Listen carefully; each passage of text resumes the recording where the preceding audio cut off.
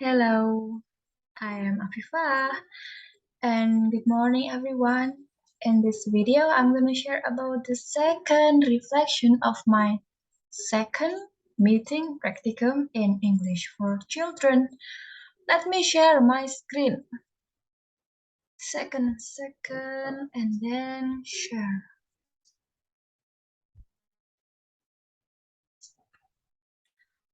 This is my name, this is my number, and here is my second reflection in practicum in English for children. The first thing is about the topic. What is the topic of my second meeting is number. And then it was on the 7th October 2022, and it's still on the extracurricular subject, not intracurricular subject. Because English in SD Raja Winangun 1 is only on the extracurricular subject. And here is the identity of the school. And in this second meeting is on the 6th C with 28 students, and still at the SD Negeri with Raja Winangun 1 with Busri Kuswandani as the headmaster, and then the address of the school is at Jalan Penjawi, nomor 12, Kota Gede, Yogyakarta. How about the student's characteristic? I just write 2 points here. The first one is sometimes the students are very active and they did random things such as, just to get the attention from their friends or maybe just from the teacher myself.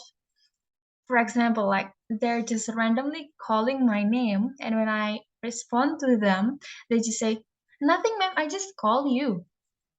Like it's so weird, but yeah, I'm trying to understand that this is the characteristic of elementary school students maybe.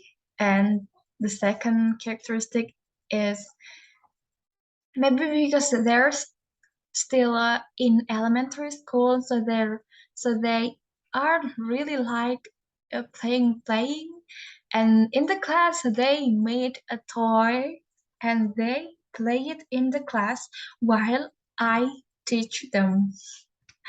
And here is my reflection. My strength is I help the students to get used to English. For example, whenever they said to me, "Miss, izin ke toilet," I always said, "How do you say it in English? Kamu gimana kalau ngomong itu pakai bahasa Inggris?" "I don't know, Miss. Aku nggak tahu, Miss." And then I say to them, "So okay, repeat after me, Miss." And they say, "Miss, can I go to the toilet?" And they repeat after me, and I said, "Yes, please." And they just go to the toilet, and everyone in the class, whether it's the girls or the boy, it's not a matter, and they always have to got my permission if they want to leave the class, and I always ask them to say it in English. So they are more exposure to English. And my weakness is I expect the students can spell a word correctly in English. For example, how do you spell mango? Sometimes they say MANGO. And I said, what? G or G? Because I expect they already know the pronunciation of G word, a G alphabet, but actually I haven't give them the lesson of alphabet. So I think it's my weakness because I expect something that I haven't taught them. And the second weakness is I didn't respond to students enthusiastically. Yes, sometimes I just say, if they answer or they respond to my question, and then I just give the the response just say thank you or maybe good, just this kind of response. And I think it's not so enthusiastically.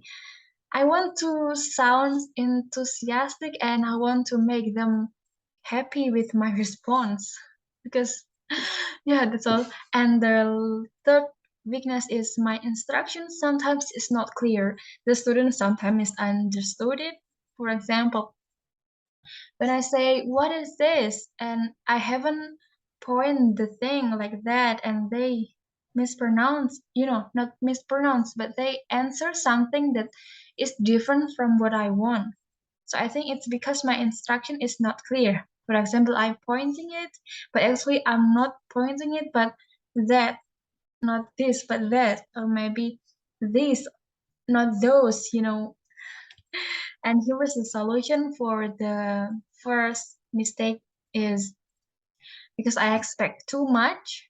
If my students are able to spell a word in English correctly, but I haven't taught them the alphabet lesson, so I have to teach them based on the difficulty level of each lesson. So I can't speak the prior lesson. For example,